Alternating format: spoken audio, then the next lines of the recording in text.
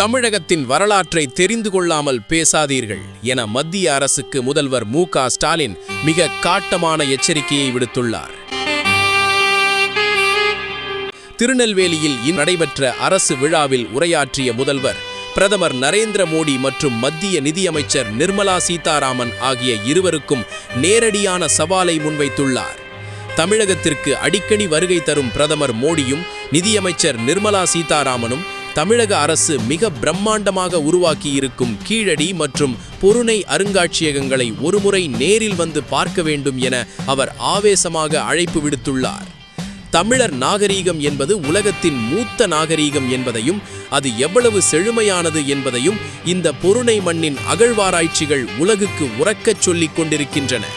இந்த உண்மையை மறைக்க நினைக்கும் சக்திகளுக்கு பதிலடி கொடுக்கும் வகையில் பேசிய முதல்வர், டெல்லியில் இருப்பவர்கள் தமிழகத்தின் பண்பாட்டை புரிந்து கொள்ள வேண்டுமானால் இந்த அருங்காட்சியகங்களை பார்க்கட்டும், அப்போதுதான் தமிழர்களின் தொன்மையும் அறிவாற்றலும் அவர்களுக்கு புரியும் என தனது உரையில் மிக கடுமையான சொற்களை பதிவு செய்தார்.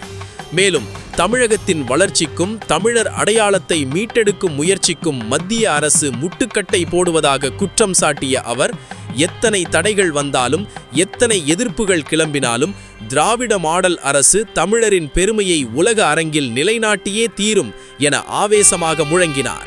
முதல்வரின் இந்த நேரடி சவால் மத்திய மாநில அரசுகளுக்கு இடையேயான அரசியல் மோதலை அடுத்த கட்டத்திற்கு கொண்டு சென்றுள்ளது.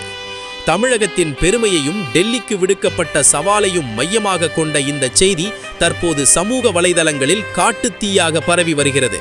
மேலும் செய்திகளை உடனுக்குடன் தெரிந்து கொள்ள இணைந்திருங்கள் பிரைம் இந்தியா டிவியுடன்.